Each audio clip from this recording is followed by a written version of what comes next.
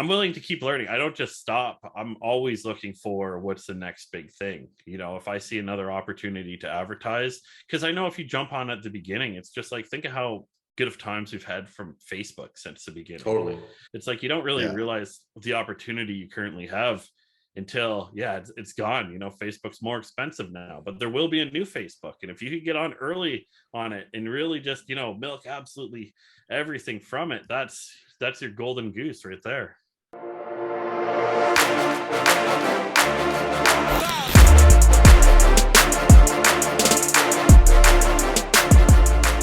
Welcome to Seven Figure Entrepreneur Podcast, the number one podcast bringing you behind the scenes with real online earners. No fake gurus here. That's the first time I fucked that up. That's impressive. And I wasn't even reading it. All right. And we have the wonderful Matt Farmer here. He is, we had his business partner on before, Rohan. And Matt's more of the Facebook side of things, the brains behind it all. So happy to have you here, my friend. It's going to be exciting. Great to be here. And we also have Tyler Devon, wonderful Tyler Devon. He's in a new location, but this might be the actual location that he stays in for a while. The end location, that's right. It's his new home. And it looks to be like he might even set up an office. Who knows? We might get crazy with it here. And you might have one spot to stay in for every podcast moving forward. Who knows? Anyway. You're not that Tyler, Matt, just to let you know, Tyler is always traveling. He's always everywhere. He is the king of spotty Wi-Fi and subpar audio. So, but the message gets delivered, and what we lack in quality, we make up for in content. I think, yeah, something like that. And the moral of the story is, you don't need good Wi-Fi to make money online. I mean, tell that to my fucking ad manager with like 100 ad sets in it. Doesn't like that shit. Fair. Matt, so let's go over what you do, man. Yeah, no, of course. So I'm the CMO of GrowRev. I'm pretty much the brains of the operation. When it comes to the marketing side, like I run the marketing team. I'm the one who's going to the masterminds. I'm basically the guy that goes and cracks what's the next 6 months to 1 year going to look like, or like what are the new networks, what are the new strategies, everything like that. I train my team, basically mentor them, work directly with client, but it's really like, in general, I'm in charge of the product, and our product is being a digital ad agency. Very cool, man. Very cool. I like that you said 6 months to a year, because that just is like a little window into how much shit's always changing. Yeah. No doubt. And it's somewhat accelerating too. So it used to be like back, because I've been doing this for like 10, 11 years. Back in the day, like you crack Google search, and you'd have 3 years of just the easiest life ever. You'd be like, all right, I cracked it. Yeah. I don't have to do any learning. We could just ride this strategy for 3 years. And over time, it's kind of like less and less and less. Yeah. And then stuff randomly comes up. So it's like almost everybody I had it cracked. I had a way to advertise on Facebook where it was like 20 to 30% cheaper than everybody. And then iOS 14.5 hit. And I was like, okay, fuck, back to the drawing board. We got to see what's going to be good for the next 6 months to 1 year. And it's really like the earlier you jump on it, the more benefits you get, and they slowly figure you out. It's like that with offers too. Very cool, man. So let's go back. Let's talk about how you kind of got into the online space, and bring us to today. Oh man, that's going back in time. So go back maybe like 15 years. I was always kind of looking for a way to make money to some extent. Yeah. Like even when I was a kid, my grandmother asked me what I wanted to do or what I wanted when I was older, and I said a gold visa. So that kind of, I was always after that, but at the same time, somewhat maintaining a decent lifestyle. So I got into web design because tech was my thing, and it turned out that I was just sitting on my computer coding all day. So I did web design for a while, partnered up, and you'd kind of get in the cycle of getting a contract and then doing it and then getting paid. And then you'd be back at square one and going through it, but just felt like there wasn't that much money in it. And then I found out some SEO guy came in and he made more than I made in the website contract for like a minimal amount of work. And I was like, okay, I'm living wrong. So I kind of got into the SEO side of things and, consulting on that. And then from there, I just jumped into marketing. I started my well, I didn't really start the agency. I partnered up with a guy. So I put basically the ROI. I had one free Craigslist ad in Vancouver. That's how you kind of get work and stuff. The ROI of that one ad. So I put some ads out there that I could do internet marketing. At the time, I didn't fully know how, completely transparent, didn't fully know how to internet market, but I'm really good at figuring stuff out. It's just like my first website contract. I'm like, all right, time to learn how to make websites. So I put up a bunch of ads, and I had a response from this guy, David. And he's like, hey, I do SEO, and I previously I worked for the Olympics in Vancouver 2010. He's like, you want to meet up? I'm looking for somebody to run all the paid traffic. And I was like, heck yeah, sounds good. So we did like a trial thing where I managed some ads. My first ad account ever, so this was crazy, was for a phone dating company in Vancouver, and they're spending $350,000 a month. And I was like, oh, damn. Because I did all the learning stuff, but it was such a big account. I didn't know like what an MCC was, like a multiple account or anything. I didn't even know how to click into it for the first couple of days. And I was like, okay, bit over my head. But, I just used some strategies to like, how can I make spend more efficient? If I put more money towards the good stuff and less towards the bad stuff, woohoo, optimization comes through. So that went really well. And then we decided to pretty much partner up and create a company. Which was Digital Brand Services, where he did all the SEO. And it's been kind of like my mantra of like, you always partner up with people who are somewhat your opposite. For me, I'm not a sales guy. I'd rather just like, I want to make it rain I'm the problem solver. I want to make it rain on the product side. And he was insanely connected. Like some of our first clients were the Olympics, IOC, like ATP Tennis, ICC Cricket, Sky Sports, the Olympic, like pretty much you name it, some of the biggest contracts ever. And and back then there wasn't really any info on how to do digital marketing, so you're somewhat doing it on the fly, like, okay, let's try to advertise here. And there's no YouTube videos on this or anything. So I did that for, it was like at least 9 years. And it was pretty good. It was one of those things where it was great. It was pretty corporate though, and everything else. Like I was the main guy. I did all the ad buying, all the digital for it for these large companies. And I always thought like, it's a great intro. And I always thought like it's building my resume, like now that I have this under my belt, it's going to turn into something really good. And then I partnered up with Rohan because one day I saw he was doing stuff like funnels, etc. And I was used to doing stuff like promoting boxing and all this other weird stuff. So I messaged Ro and I'm like, hey, what the heck? You're in digital marketing too? Because at the time, people didn't even know what it was. Like it wasn't. Do you know him? Yeah, I knew him from before. So when I first moved to Vancouver, I had a friend who moved here for sales, and they lived in the most degenerate mansion of salespeople that you could ever imagine. And it was a mansion. No, this was actually in Burnaby when they first did it, but they hired and trained Ro. So in one of his first sales jobs, like he was just little Ro at the time, just a kid who didn't really know what he was doing. And we're just a bunch of savages. I was the only one who had like a real job and wasn't powered by energy drinks and cigarettes. Well, I was powered by energy drinks, but and all the other guys were just sales savages. So it was a mansion of like 12 people. 11 of them are hardcore door-to-door sales, not your normal like I'm a car salesman, like the cream of the crop pretty much. And Rohan was one of them. So I think if anything, we had a consecutive like 300-day party going at that house. So he'd always be there, and we'd hang out and we'd talk because I'm interested in like investing and all that other stuff. And we'd always talk. So we're friends just from like all the partying and hanging out with the sales guys. And, we kind of lost touch a bit because I went into, I moved away from that savagery once, Bill started going in, etc.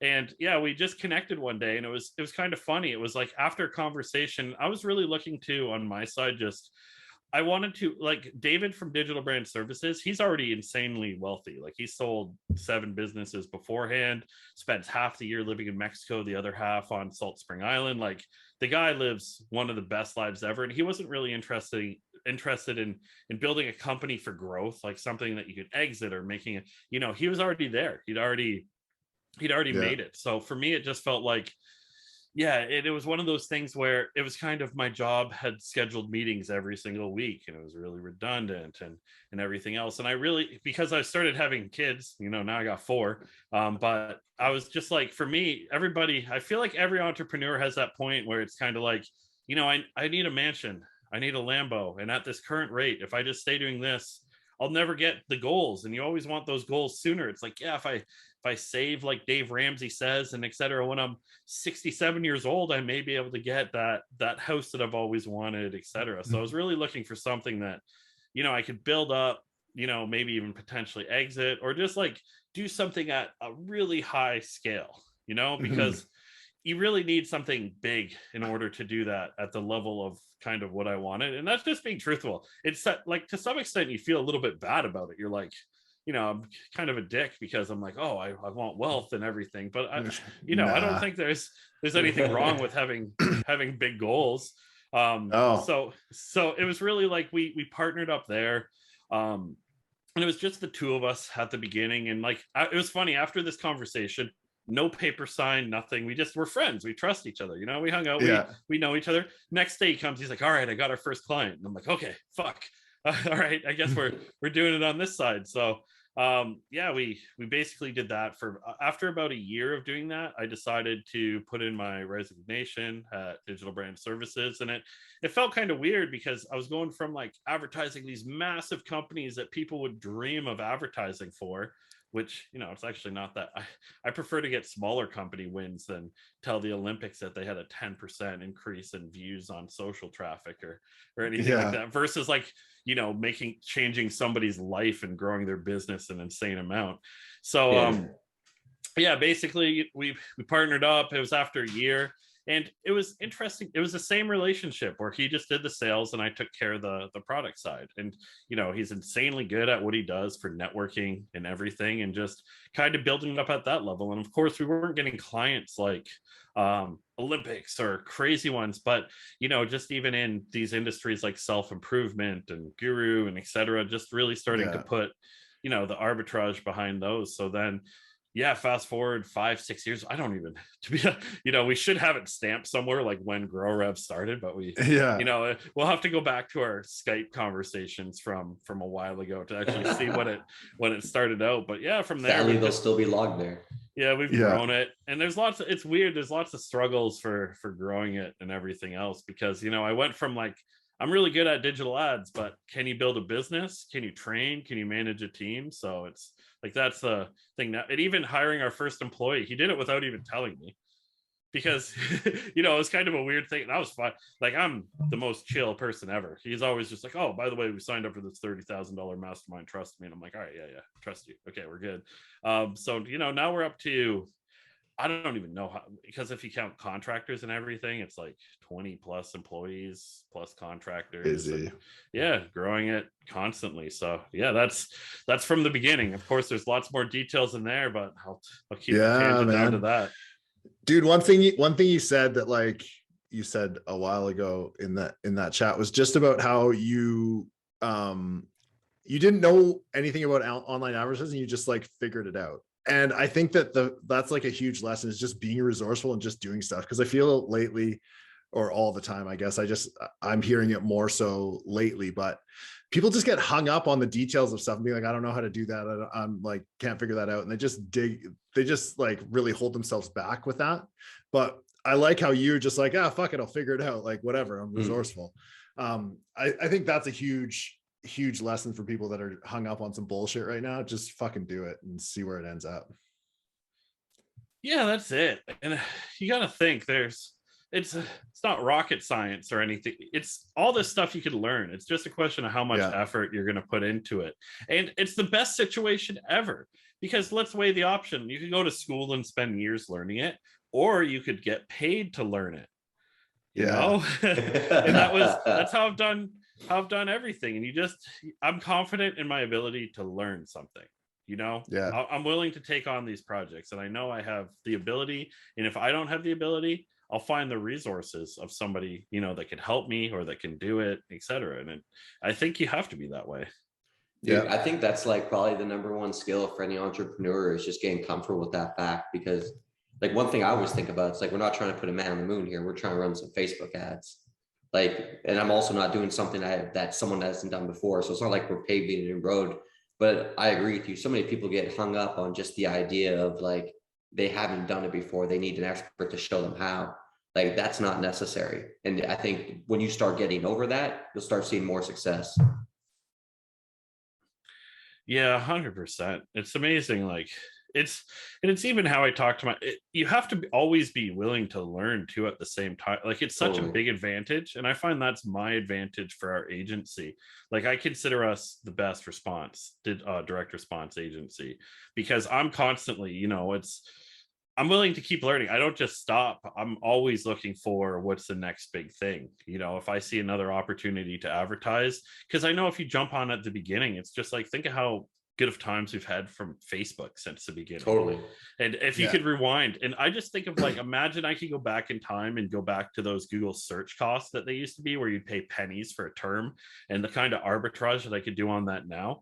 It's like, you don't really realize the opportunity you currently have until it's gone. Facebook's more expensive now, but there will be a new Facebook, and if you could get on early on it and really just milk absolutely everything from it, that's your golden goose right there. Yeah, 100%, man.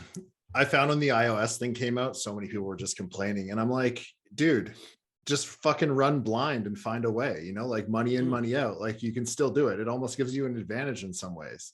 And like, I understand that it's frustrating when you're testing on some level and you just can't see what's happening, but there's always a solution.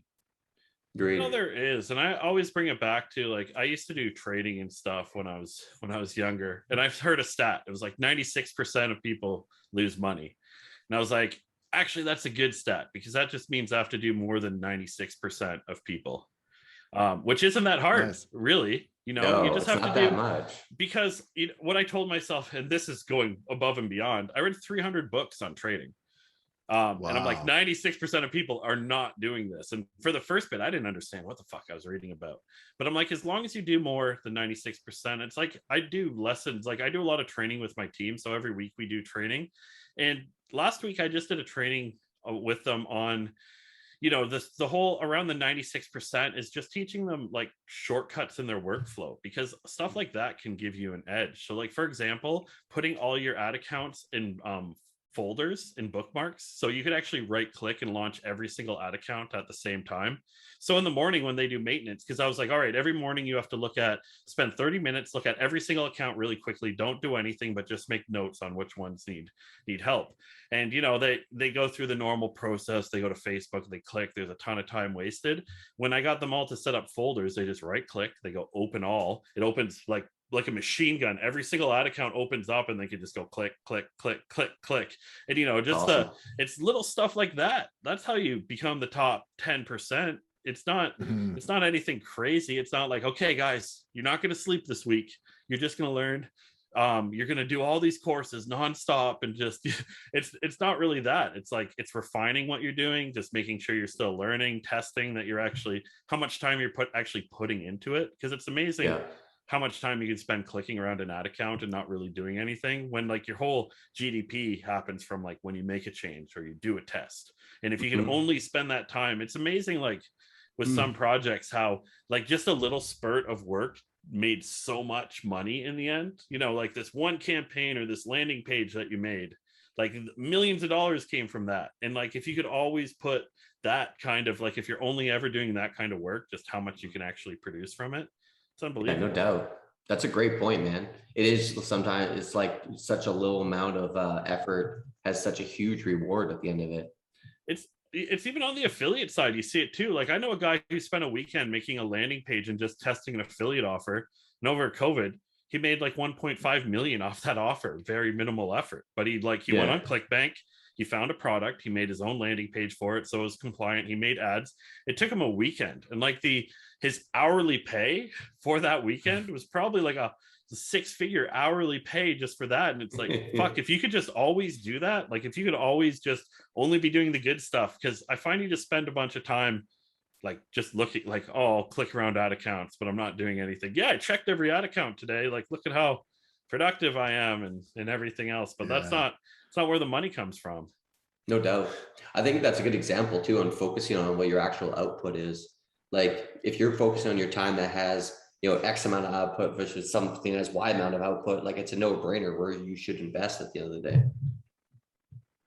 Yeah, definitely. And it's like, just really minimizing that stuff. So it's weird. Like, as much as I feel like with a lot of my team training lately, it's not so much on like ad buying is just ad buying in the end. Like, of course, there's certain techniques and everything to it, but it's a lot of the other stuff that really makes a big difference. Like, we have a guy who's one of the best ad buyers out there, but he's able to absolutely tank every single client meeting.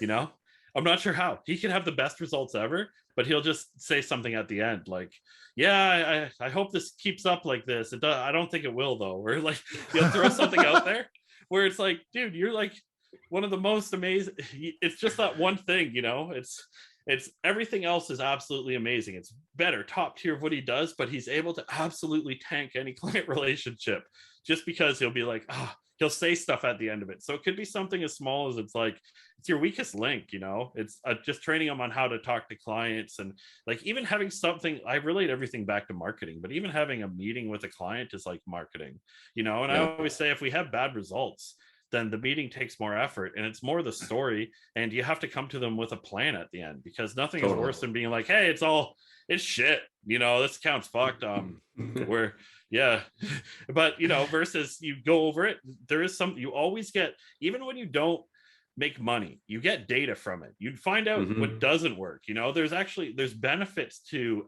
learning from that loss of money. Like, you could lose $10,000. What do you get from it? There's data, and every client and every person appreciates that. It's like, hey, well, guess what? We found out what doesn't work, and your demographic hates this, and this is why it doesn't work. But always at the end, it's like, in general with your campaigns, it's like, what's your plan? That's the most important thing. How do you plan to change the actual outcome of this? So makes sense, man. Are you cool to touch on some of your clients? You kind of alluded to the markets that you're focused on, but are you down to go into specifics at all? Yeah, no, I have no problem at all. What could you kind of give us a case study of a client you worked with, kind of where they were, where they went to, and kind of like the the trail along the way that got you guys to be able to perform at that? Oh man, we have a lot for it.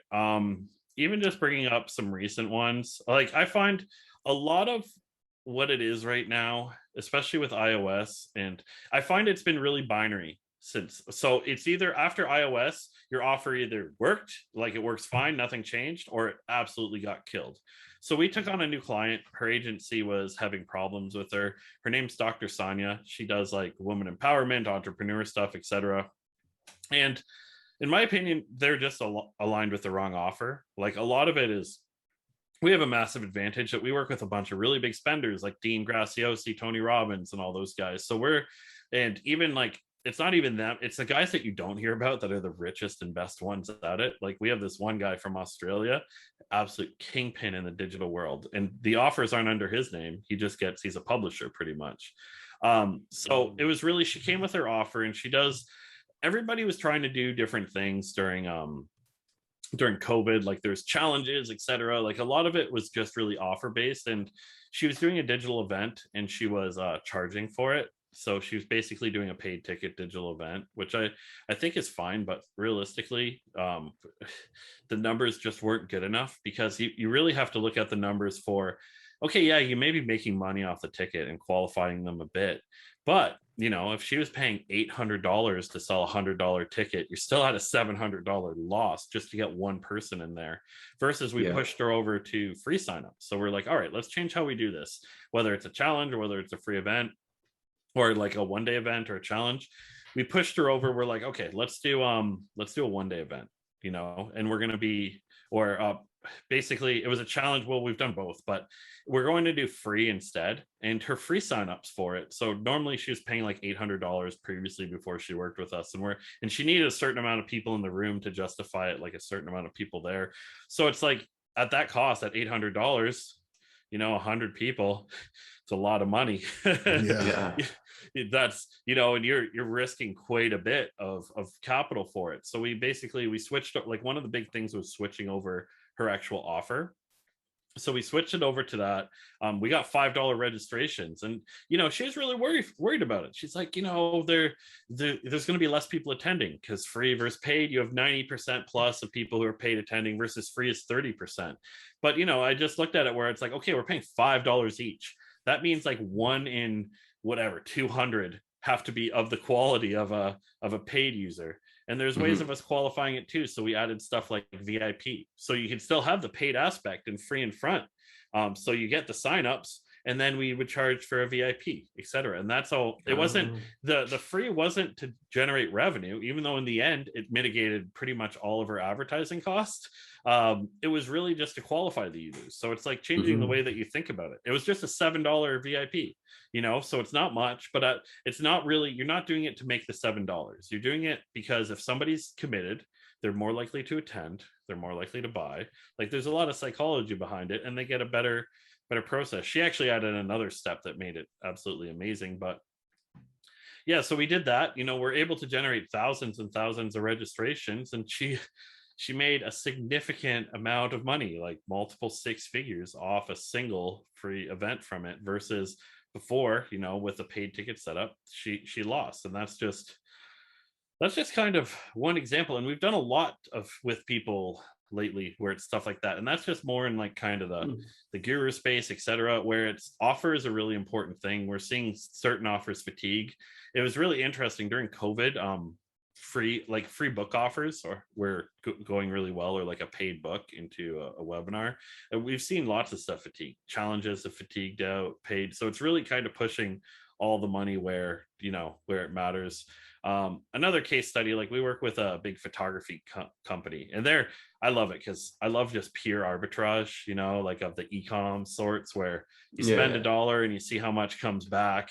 And if it's more than $1, then you full send, you know, it's with Fotsy, we've been working with them for years, and it's really like, we've really refined them on the ad buying side. So, you know, we went from, they just sell digital training on photography. So I love digital products where there's no overhead, or because even for like affiliate products, one thing you have to factor is, if I sell 10,000 of these, are they going to deliver? Like, are they even going to be able to handle it? Like, because, you know, there is a roof to some extent on all that. And even, you know, when my wife is like, oh, I want to do this and make these things that take me an hour to make. And I'm like, yeah, but if I sell 1,000 of them, what's that going to do to your life?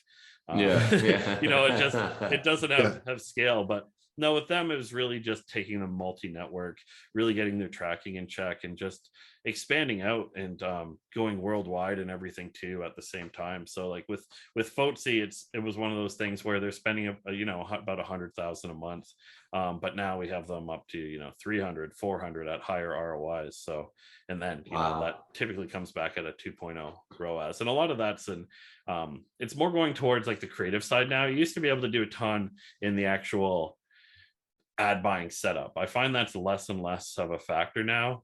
It's just getting really good. Like one of the rules, so to just to touch on it, one of the rules we have for our agency is an 8 out of 10 rule.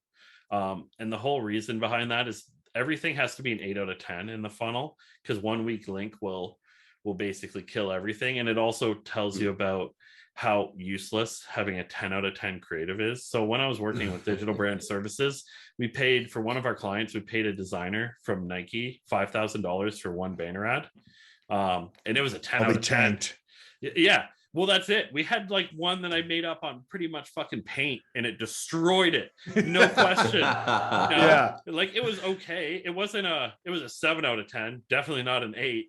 But we paid $5,000 for this, etc. And we even had one with Fotsy recently. Facebook paid to have us have a professional designer make them basically like an animated, crazy good ad, etc. And guess what? We destroyed it with just the most basic ads. Like, it's 8 out of 10. You don't need that. And sometimes ugly works a lot better. It's the whole romance and marketing. Everybody gets caught up and too romantic about it, etc. Totally. About all that stuff. And oh man, the bane of my existence too is spelling mistakes. That's one thing where I hate it, because clients, they absolutely shit on us for it, but those ads always do better.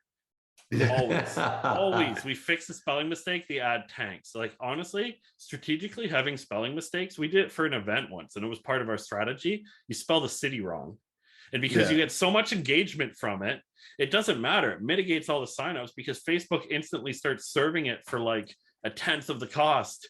Wow. So it's one of those things where it's like you almost want a spelling mistake because of the engagement you get from it. So funny, man.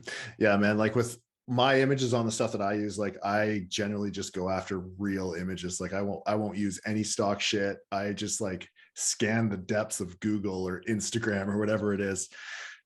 Sorry, people, I'm stealing your pictures, but yeah, it works. No, it works. Honestly, raw's better. And even with a lot of our clients, all the ones who set it up professionally, we have better. And you got to think of how it's like the whole direct response versus content thing, and what stops people from scrolling is if you shoot a video with an iPhone on a Facebook feed, they actually think it's like their friend posting, or like the psychology to it is so much better. So, you know, we've had some clients now where a lot of their retargeting stuff is purposely shot on an iPhone, like just vertical, like they're holding it. It's meant to be, you could still have 8 out of 10, you know, it's not horrible and it's not hurting their brand. But just, you really have to think of the psychology of that, of when somebody's scrolling through, you could tell your family's pictures from an ad. But once you start to have, you know, a kind of a mix of it, like even pictures, you know, I'm all for exploiting having kids and taking pictures and ads for it, but you know, but yeah, having a picture with a baby and stuff, like having a family pictures, it's amazing how well they work. And even one of our clients right now, we've done so much different work on creatives and everything. There's a picture of one of them in a rowboat does the best. Hilarious. It goes to show you too, you never know what's going to work until you test. Oh, 100% too. And from our side too, it's one of the easiest things to get from clients is their travel pictures. Like if anyone ever goes skydiving or goes to, and it's so easy to work it into an offer. And those are the things that people post on social media. So it naturally, like the psychology of it, when you're scrolling through and you see somebody skydiving, you know, it blends in with your feed, and that guard instantly drops. I've always said that, man. I've always felt like you should show people what they expect to see on social media. Like you said, a fancy ad, they don't expect to see that, so they're going to ignore it. But it's you behind your phone or a candid photo. Like that's what's going to get traction. That's what we've seen time and time again. It sounds like you're echoing the same. Yeah, no, that's exactly it. And, you know, we do all that other stuff too. I find it's different, and it's interesting too, like different types of ads convert for different types of people at the same time. So it's like, interesting. You know, we like to do a mix of it where we'll have the professional stuff, then we'll have the rough stuff. And, you know, it's the whole, how you scale an ad, you're either doing like horizontally, more ad sets, more different types of targeting, or vertically just like adding zeros to the budget, which vertical is my favorite, of course, because add zeros all day. That's, you know, that whatever somebody asks, like, how do I 10x my spend? I'm like, just add a zero to the end of it. You're good. But yeah, it's one of those if things only it was that easy. Yeah. Man, before 14.5, arguably it was that easy. Yeah, true.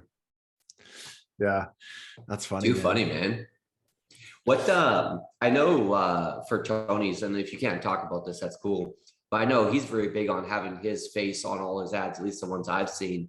Have you guys kind of done different tests on that to see if that's true for bigger brands like him as opposed to maybe some of the smaller brands? Well, the thing is, it's interesting for clients. Bigger brands are their own worst enemy, because a lot of them it's the romance thing, you know?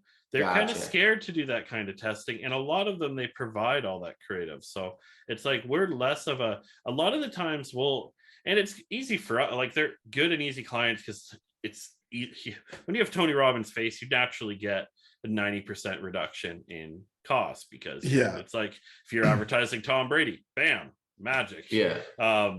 So there's an advantage there, but a lot of the times we get creative provided for it, and it's very finessed and everything else, and they're less likely to do it on the client side. So yeah, we find that we don't usually, whenever we work with a big brand, that's almost a disadvantage, that they want to get polished, and a lot of those guys are very concerned about their image and everything else. So they even care more about like stuff like spelling mistakes, etc. We have to be just insanely careful with that, because you know, it's on a branding side, and everybody thinks that because they saw that one ad with a spelling mistake that they're tarnished for life. Etc. No, so that's funny. But it from what we see, like even the decent sized brands, it works for pretty much everybody. Like it could work with, honestly, I'm surprised. Like, yeah, I'd love to get a massive brand like Home Depot or something and just do like a crappy creative ad for it and see what happens, because I bet it'd actually be really, really good. Man, I can actually speak to a Home Depot ad, and I don't know if I I should. was gonna say, I'm like, Gabe probably has data on that for you. So I do actually. So we can't do it anymore because we've been like kind of caught in a sense, but like I live in the world of gray area, you know. Yeah, So yeah. we have this we do affiliate lead gen, and we do it for home improvement, and we found this image of some people hanging out at Home Depot. And I was like, wow, that person's pushing a lot of volume to that image. So I just went and scraped the internet for people hanging out at Home Depot. And let me tell you, that shit converts like crazy. And not like the people, not just like stock images of people working there, but like just random people of like, just search the hashtag Home Depot on Instagram and you'll find a gold mine there. So yeah, real people at Home Depot works well. Too funny. Yeah. Oh man, yeah, I love that stuff. That's one thing about affiliate marketing is badass, because you can really go into that gray and black area of advertising, and like that's really, it's even like the Outbrain and Taboola stuff and everything else. It almost sucks doing it for a good brand because you can't go too crazy with it. You know, you have to somewhat protect what you do, or yeah. No, I understand that, man. Yeah, your stuff is way more professional than me. Yeah. Well, we get, it's more just liability. That's the only reason. Yeah. I just don't want to get sued. That's it. For sure. Yeah. For sure. I get that 100%, man. One thing you kind of touched on there is kind of your scale, not so much your scaling methods, but maybe your testing methods, about how before you used to really get into interests and like scaling sideways and stuff like that. But now you were kind of saying it's more about creative. Mm-hmm. Do you find that as time goes on with Facebook, it is getting more about creative, and you can kind of just do more of a broad targeting with stuff?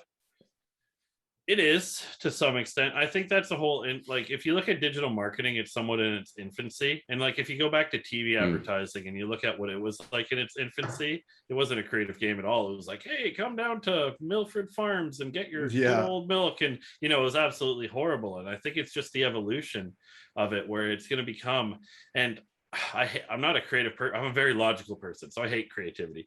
But you know, I'm always, and I've already accepted it in my life that there's going to be a point where I'm somewhat of a creative agency. You know, everything's going to kind of go to that level of, think of, you know, the amount of money that's spent on a TV commercial. Yeah. And it's even looking at stuff like, what's Facebook ads feed going to look like in 10 years from now? Like, what's going to be different? And, you know, we had a brainstorming session at our company of just like, what is it going to look like? What's going to be different? And they brought up some amazing ideas of like, yeah, that definitely could be the future. They're like, imagine seeing an ad with your own face in it. Yeah. If like those deep fakes.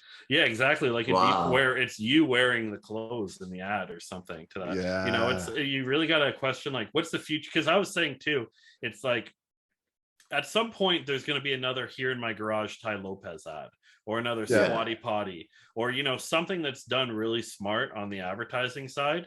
Like, there's going to be more of those in 10 years. There's probably going to be another like 5 of them. It's a question of, and there's still, those opportunities are there. It's like, what is it going to be? What's the next Here in My Garage? What's the next thing that absolutely blows up? And then what does the feed look like in the future? And a lot of it's kind of going towards like, you know, not so much static anymore, probably a lot more animations and everything. So we've hired animation artists just for like animated ads, etc. Because even if you have a static ad and then just one part of it, you know, doing a movement to catch, it's the whole psychology thing, where you have a successful banner, and then you basically take that and you add an animation, or like something subtle where, you know, people think they're kind of tripping out from it. They're like, whoa. You know, I don't remember taking acid today, but that guy is moving back and forth really slowly. Or even those like how you can post like sort of a 3D image on Facebook, man. Those things get me every time when I'm scrolling my feed. I'm like, is that moving? What the fuck's going on? So yeah, that's I agree. So no, it's really, and I think it's all kind of going, it's more creative is more important. Same with the offer, and it's also getting more competitive too. Like as more people jump on and bigger brands jump on, you know, we're in an auction in the end, and it's just gonna, like, you know, 5 years from now, are the CPMs going to be less or more?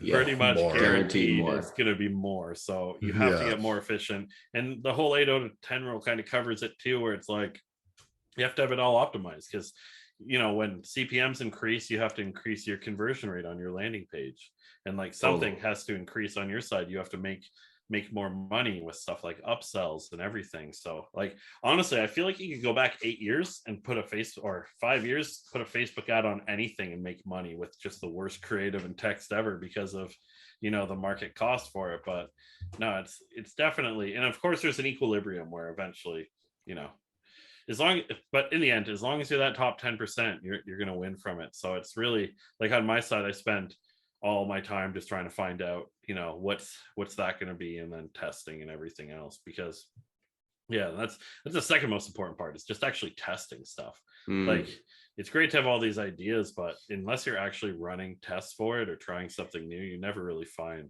the new gems. No doubt. Our ideas are useless without that execution. So Mm-hmm.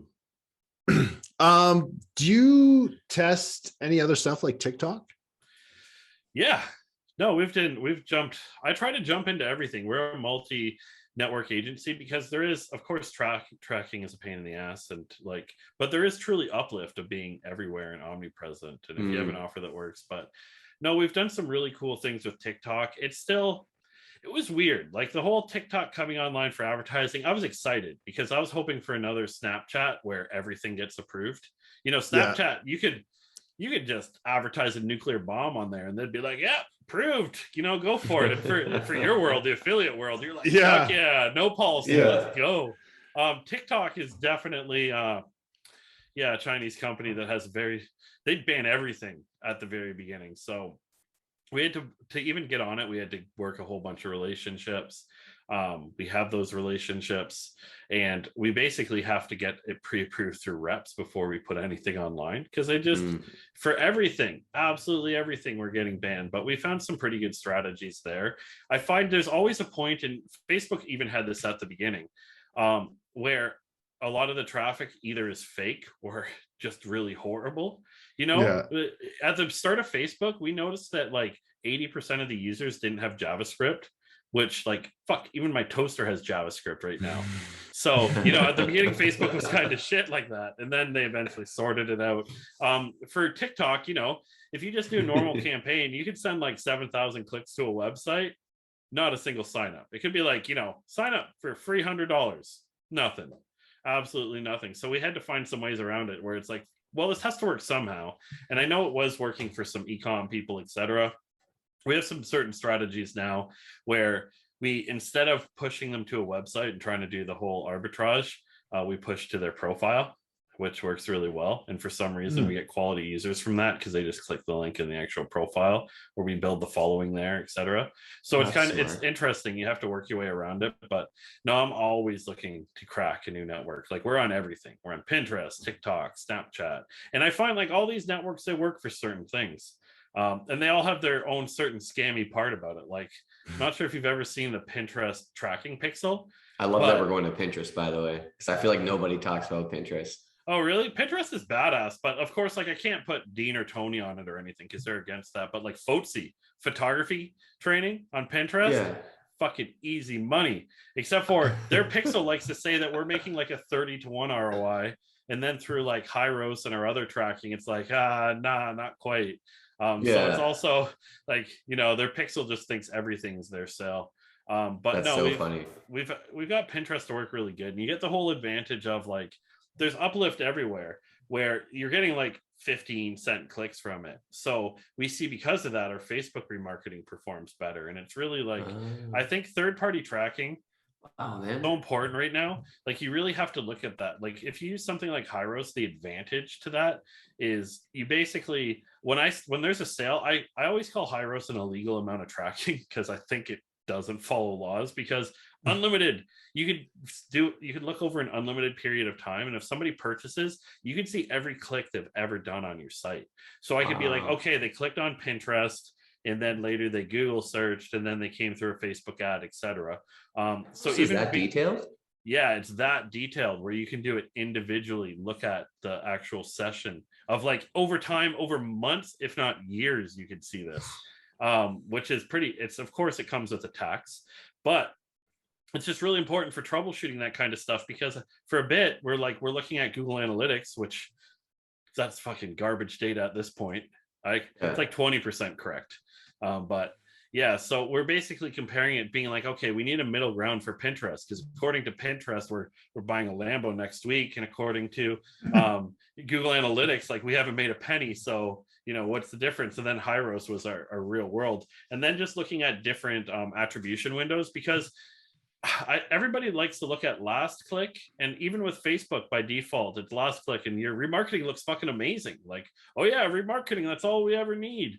But you really have to look at first click too, of like what started people on their actual journey, so being able to do stuff like look at that, of where they actually came from the beginning, it's a lot easier to justify these other networks that don't have the magic of Facebook tracking and retirement and everything else. So you really need to bring it up to the next level to even use these networks. And even Outbrain and Taboola, some of the best people in the industry, the amount of tracking software they install is crazy. It's at like a server level, etc. So I'm not sure why they need it in order for it to optimize properly at that level. But like, you have to have tracking and attribution is absolutely vital with these third-party networks. Or if you're lucky, you're not advertising anywhere else, it's your only traffic source, then you just look at the back-end numbers and you're like, all right, today I spent 100, I made 200, check, going to 150 tomorrow. If only it was that easy. That's wild. Like all the different like traffic platforms and stuff that you guys have. I love that. And the marriage between all of them, how they like support each other. Yeah, it's really good. And it also gives us, it's mitigation of risk too at some point, because as we saw what happened with Facebook, like all that can, there could be crackdowns and everything. But it's just, and the thing is too, we also bring in people that specialize in each one. Like, you can't just be like, all right, every ad buyer, you're doing all the networks. You kind of have to have like one person who's in charge of each one and testing it and everything else. And it's interesting, we put one of our younger guys on TikTok because he's really good organically. He posts videos, get like 40,000 views. Like, he just understood the platform. And of course, he's pulling out his hair and everything. I'm like, well, welcome to marketing. It's problem solving with pain involved, with lots of money lost and everything else. But it's like, when you crack it, it's just like so much, that so for all the shit you eat, it's like, it makes it so much more worth it when you finally get it to work and it's profitable and you're just like ramping budgets up and just printing money. No doubt. How much do you guys think you spend a year on advertising? It can vary. Like, sometimes we'll have random events come in that'll spend like $1 million in a month. So they can really go up and down from it, but it's at least like 30 to 50. Actually, probably more towards 50, but it can really vary, and it's somewhat seasonal too. We did a lot of, before coronavirus, we did a lot of events and stuff. And you can imagine what happened to those. So they well, at least you had the points, friend. Yeah, exactly. Well, that's it. But the thing is, it was also an opportunity to switch a lot of these people over to a digital model, which is evergreen and scalable over honestly, I think digital is the best in the end. And everyone that survived it almost doesn't want to go back to doing physical events, because they go in the red to do them. You got to fly, you got to rent hotel rooms, you got to pay for the registrations. And if everyone thinks that they could just do a paid event and just make money and then make money on top of it. But no, the most successful model is a free event to like a paid 3-day event, and then to some kind of a mastermind. So it's just like, the economics don't work of paid ticket. It's the whole marketing is romance is true on so many levels, where you can't just go up and like kiss a girl, like that's rape or sexual assault or whatever. There's a process, especially these days. Especially these days. Get canceled real fast if you do that. But you can't just go up to somebody and be like, hey, buy a $10,000 ticket to this event, it's going to be the best event that you've ever been to, etc. It's honestly better to just give out free content, like really it takes time before you can, you know, people have to see the value and everything else. It's like, when was the last time you saw something and you just randomly, like without any other info, some guy was like, hey, come to my event and pay a bunch of money, and you paid the money to do it? Like, Yeah, no. But never. you know, if you have some like friend or like someone in an industry or an influencer that you really like, and they're like, hey, I'm in your town and it's $50, come see me, you'd be like, hell yeah, $50, because you made that relationship, you've got the content, you know, they're good. No doubt. Agreed. I love it, man. We've been we actually talked about Hyros. Has Hyros figured or helped you with your iOS tracking issue? Yeah, it doesn't always. It's not that. So the whole problem is like, half the problem is Facebook can't make itself target good. Like, I find it's really bad on new customer acquisition right now. So having Hyros, like, I can see Hyros is really good for the real picture, but it didn't like fully mitigate it or anything like that, where it's like, all right, back to normal because I could track this. And we do have Hyros pushing back the data. Like, I'd say it helped, and it's going to help in the future, because it's not just, everyone looks at iOS 14.5 and it's like, no, everybody, Chrome is saying they're not going to support third-party cookies. Firefox isn't going to support third-party cookies. Like, it's just where the industry's going. Everybody's backpedaling and basically killing all the tracking. So it's like, you need fingerprinting technology, and they're not even the first one to do it. Back when app installs started, I was advertising for that, and there's no Facebook SDK to track it. So I worked with a company out of Victoria, BC called Tapstream, and helped them like create their product and told them all the stuff that we need. And they used a fingerprinting technology where it'd look at their IP and everything, and that's how it would correlate everything. So it's like, we've already been in this world of tracking. It's just, it got really easy for us. And like, you know, even for me, it's like being the top, like I said, it's all being the top 10%. Having technical problems and like technical stuff, that's my bread and butter. I'm going to find a technical solution to it. So it's not going to affect me. It just means that I got a couple weeks of research to do to figure out what's going to fix it. Because we've operated without smart algorithms buying our traffic before, and Google, you know, search days and everything. And even like, there's so many networks right now. It's even when you do TikTok, that just reminds me of like, okay, this is what not having a smart algorithm does.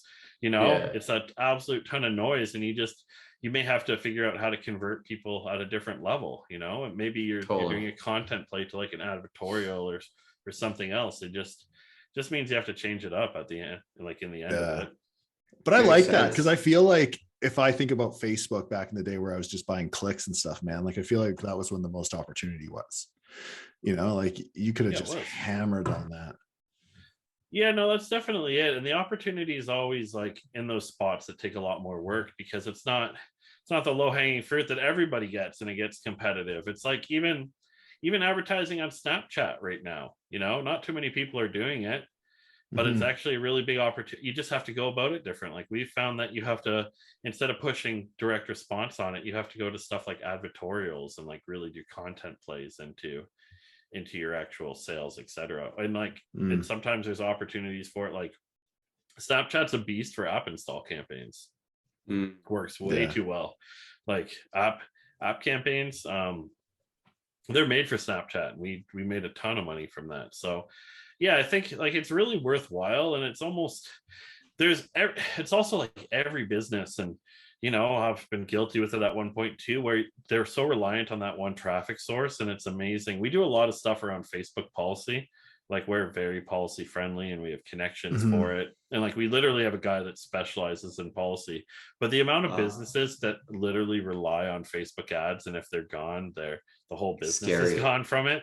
It's like, do yourself a favor, put in, you know, when times are good and you crack the 6 months and your affiliate arbitrage is just pumping you out money, it's like, that's when you should be looking for, what else can I do? Like, is YouTube an option? Is Outbrain Taboo, like advertorial plays an option for it? Because even if you find something that's not as profitable, let's say instead of a 2.0 ROAS, it's a 1.5, you know, when that other thing fatigues down to 1.5, it's nice to have something else you could put it into, and then you just up the scale for it. No doubt. Yeah. What so as far as the agency you guys have, do you guys focus solely on more of the guru space, or do you take on like e-com clients as well, or how does it work? Yeah, we take on lots of stuff. We kind of specialized in it. Like we did a ton of guru space. It was just it's really easy easy for us. We do lots of ecom. We take on, we have people who specialize in almost everything. Like we have ecom brands, like we have one of the largest wedding brands, wedding dress brands, and that one's fun to advertise for. So we do like on the ecom side. um we You also ever do need like a wedding SaaS. dress model? Gabe's very open. Sorry. Yeah. Am I the only one that's getting like spotty connection here? Oh, Mine's solid. yeah, I Oh got yeah, it. it's probably just my internet then. Uh, What did you say, Tyler? Sorry. well, I was just thinking about a wedding brand, and like I'm scrolling through my newsfeed, I see you wearing a wedding dress. Like I'm stopping and clicking on that for sure. Oh yeah, for sure, man. Sign me up. The deep fakes that I want to see. Yeah. Yeah, we even do stuff at like restaurants. We do app campaigns. Like we don't I've done I've had experience with so many different types of contracts where I'm not like, I know how to do pretty much everything in the space. It's like bring me a business and it's all kind of the same principles in the end. you Totally. know it's so, we don't like to just, of course we do really well there, and there's a lot of money being printed in that industry, so it's like yeah, it's easy for us to get those clients, and they constantly replicate themselves. But no, I really like the e-com space too, like tangible products. So we just have to be careful because we're an agency where, like, to justify us you have to spend a lot of money, and we pay for ourselves all the time. But even for a wedding dress brand, it's like, well, if you were to get 10 times the dresses sold, can you keep up? Like to some extent, some businesses don't qualify because we'll absolutely break them. No um, doubt. as with anything that you 10x, it's like, even like if I were to 10x our clients, that would probably kill me. Mm-hmm. you Yeah. know No doubt. with everything. But yeah, we like to work with everything. I want to get a bit more back into the app space again. I really like promoting apps. I've done quite a bit there. Actually, when I was working for Digital Brand Services, I helped a sports company become basically the number one app on Super Bowl with a $5,000 budget, which was pretty amazing. Wow. And that's actually a really good story. So this is one of my favorite ones, and I got to tell this one because it Yeah. truly represents digital marketing for me. So they're an app. They came to us. They're basically, we're going to do a sports news app, and I was like, okay, fuck. And they're heavily funded, etc. And they did the app, and it's like, you got to think of who the competition is. It's ESPN, it's Bleacher Report, like the biggest ones. So we started advertising it. It's like, shit, it's a $5 cost per download. Like that's not going to be good. And of Yeah, course that's you can do all that expensive. other stuff like incentivize downloads, etc. But Yeah. that's the gray area, black hat area, just to push your numbers up. But so then from there we're like, it's really telling us, the data tells us that people don't really want it. It's not that good. So they changed it up, and they were like, okay, we're going to do fantasy news, because fantasy was absolutely popping off at the time, and we saw the cost per download plummet. So it's like, to be able to use digital marketing to basically figure out what your offer should be for it. So from there we're like, okay, $1.50 downloads, like this is working really good. We're the fantasy news, etc. Lots of signups, lots of usage. And then we tried this one advertising campaign. A company came to us and they're like, hey, we can make you an emoji keyboard. And they're like, okay, yeah, let's try it. So we tried it as an advertising campaign where we created a sports emoji keyboard, and it was a 15-cent premium download cost. Wow. Which is like, at 15 cents for a download, that's a whole new world. That's a tenth of what. Well, you're starting at $5 too. That's like, yeah, start at insane. $5. Like, think of what $100 goes into that, a lot more. So it's like, and then when you start spending 10,000, 20,000, like those are some pretty serious numbers. So eventually, like, they kept the fantasy news aspect, but they became an emoji keyboard. So they started off trying to do sports news, but from their marketing, they basically learned that people don't want that, but they want an emoji keyboard. So during Super Bowl, we had a 5,000, because of that's, I found out that they had a $5,000 limit on their Facebook account that day, because we're going to spend more but that's all it took, $5,000. And when people are spending millions of dollars, we're number one during Super Bowl during it, which brought us a massive organic influx of it. And just the whole thing is like you could use those emojis and target them directly at the audience that they had. So Tom Brady emoji, guess who you're targeting with it? Tom Brady fans. Tom Brady, yeah. So like when you align everything like that, so we basically were having it down like 5-10 cents. And then, you know, to this day, they started working with massive companies because they have such a big audience that people wanted their emojis in it. So like they started working with Disney and Burger King, and then they started working with different leagues and everything else. And then they basically made a company where they can whitelist or, you know, make their basically white label their product for these different teams and everything. So from that, they basically created a massive business, the largest in the world for it, just starting off with sports news and turning into emoji keyboards. And that was just based off like, hey, we're on to something. This, you don't normally get 15-cent downloads. Like this is fucked up. Like this is absolutely crazy. And it's like really using your marketing to guide that. Yeah, exactly what you just said, man. It's amazing how much education is in your marketing. About your entire business, dude. That was such a great story. Thanks for sharing that. Yeah, and I think that's the whole thing of like, so everybody gets so obsessed with trying to do a certain business, etc., but the opportunity may not be there. It could be a bit more niche and just changing. Like you're truly like, it's better to create something that the audience wants than to create something that you want. As sad as it is, you know, because of course you always want to create your thing. Like I want to be ESPN, etc. But just because the owner of it, like he was, you know, he was a younger guy too, so he's fully willing to accept, and he was fine with being an emoji keyboard. And because of that, you know, the amount of success he got was a million times more than what he would have got if he was just trying to do sports news and compete with all the big guys. And it's to the point where like one of those companies will probably buy him at some point. No, for sure. If they do you want to be right or do you want to be rich? Yeah, that's it. And like definitely if you try, it's good to try like even testing a business with ads, like do something, put something together quickly, test it with ads, and just look at stuff like your click-through rates and your costs and everything. Like there's so many people that spend so much time starting a business, etc., when it's just like, hey, just spend $100 on ads and you can find out really quickly. And it's even whenever a company asks me to do projections, I fucking hate projections because I'm either dead on or completely fucking wrong, and they never let me live it down. Because it's like until I put an ad live, I truly kind of don't know. Like I have an idea, but yeah, it's really like give me $100 of ads and my projections become 99% more accurate. Yeah. Too funny, man. That. Crazy. Shit. Well, we're past the hour mark here. It's been a good one. I feel like we need a phase 2 one day, man. I know. Hey, I'm down. Yeah, awesome. I'm down too. Yeah, dude. So if anyone wants to get in contact with you or the agency because they're looking to either hire you or I don't know, maybe be hired as a media buyer, I'm not sure. Hey, we're hiring, you know, it's one of the hardest parts right now, to the point where I'm starting to just train people. It's crazy. But yeah, we got you Darcy. Darcy came from our 7-figure podcast. Oh, no way. 7. Yeah. We just posted it up for Rohan on our stories that you guys were hiring, and Darcy came out of that. So damn, that's epic. Yeah, I didn't even know that, man. Looks like you owe Gabe a lunch. No, they've already bought me enough. I live in Vancouver. Oh, really? I thought you were in Kelowna because when I met you, you're in Kelowna. Yeah, I know. I'm by UBC ish. Oh, I can probably see. I can see right across the water. We should should share internet sometime. Oh wait. Yeah. So is it just growrev.com? Yeah, just growrev.com, or if you want to contact me directly, matt@growrev.com.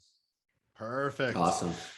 Awesome. All right. Thank you to everyone for listening today. For everyone watching, please do not forget to subscribe to our YouTube.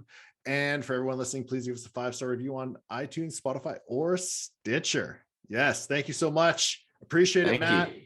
Good to see you, Tyler. Thanks. See you on the next one. Bye, guys. Bye.